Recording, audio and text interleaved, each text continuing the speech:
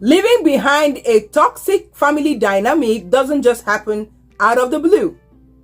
The truth is, all of us have deep attachment to our parents at some point during our young age, our early age in life. And this attachment is not easy to break. But when one's health becomes at stake, when the triggers become too much for one's body, and when the abuser continues to abuse while the enablers continue to enable, no contact is often the only option to protect oneself from further psychological damage. Hi, my name is Mfon. Welcome to my channel. And speaking of scapegoat, I know what that means. I lived through it, and it's a terrible way for a child to have his or her childhood. So in a dysfunctional family structure, a scapegoat is a person who is blamed, ridiculed, mocked, and punished for the shortcomings of the other abusive family members. The abuse that a scapegoat endures often leaves them with many mental health issues that can follow them around for their entire life, which raises the question, what happens when the scapegoat leaves the dysfunctional family behind? So let's dive in. The scapegoat's family will try to manipulate them back into the abuse, the abusive cycle. So when the scapegoat decides to leave their family of origin, finally they made that decision, they are going to experience a lot of invalidation, devaluation, dehumanization, and chaos that is designed to manipulate them back into the abuse cycle and remain a repository for the family's negative emotions. You've been the trash can of the family that they will be dumping their trash on, and you decided to make the work. So it is for this reason that going no contact or having a little contact as little as possible with these your family members, is really important for you as a scapegoat to heal, to, take your life back.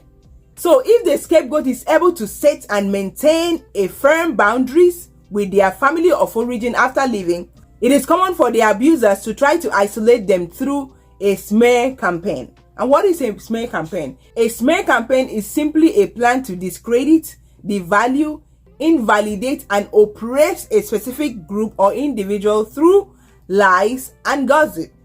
So when it comes to a scapegoat's departure from their family of origin, a smear campaign will often manifest in the form of triangulation. So it is a trick to try to gossip you to people, that were your close friends and maybe your relatives, to make them see that you are the one that is bad, because a narcissist cannot stand his or her shame. They hate to be exposed. All right. So that was number 2. Number 3, the roles are reshuffled. When the scapegoat leaves, the narcissistic family member may shift their focus onto another family member who becomes the new scapegoat. In my case, when I left,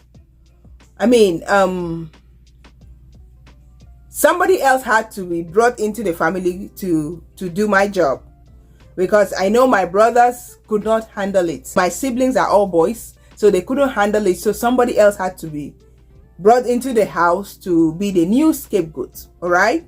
So they are always looking for a new target. So narcissistic families often rely on the scapegoat to deflect attention away from the dysfunction and problems within the family.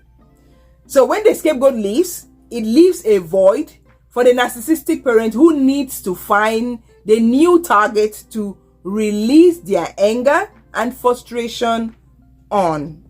It is difficult for a narcissistic person to regulate his or her emotions, so they are always trying to project it on another person. Number 4, there may be a sense of chaos or instability, as the scapegoat may have played a role in maintaining the dysfunctional family dynamic. Like I said, the core of a narcissist is shame. They don't want to be exposed. So you have to be quiet and do whatever they want you to do. And even if they are being, maltreating you, you have to endure so that the dysfunctional family cycle continues. So you have to be patient with the abuse, and they like to paint themselves as good people outside. Meanwhile, they are horrible people at home. So your living is causing trouble in the dysfunctional family, which is ultimately healthy for you to walk away so that you can finally be free from this abuse. All right. So number 5, doubling down on blaming the scapegoat for all the family's problem, even after they have left. So blaming the scapegoat may serve as a way for the family to avoid taking responsibility for their own actions and behaviors. They avoid confronting their own flaws and shortcomings. So, to the scapegoats, walking away is telling yourself that enough is enough to years of abuse. It's time to start the journey to healing. As a scapegoat, you may have always felt that you had no right in the family, like you had no voice, and were not allowed to speak. You were told not to feel your very normal feelings, and you were not allowed to speak your truth. But by walking away from the abuse and going no contact with your narcissistic abusers, your voice was finally heard by them loud and clear. Through your silence, they all have finally heard the words you've been trying to speak for so long. No human should have to be a psychological punching bag for another person to have to be the regulation tool. To the scapegoat, remember, you owe a narcissistic person nothing. I understand that walking away is not easy, but it is a life free from abuse. Thanks for watching.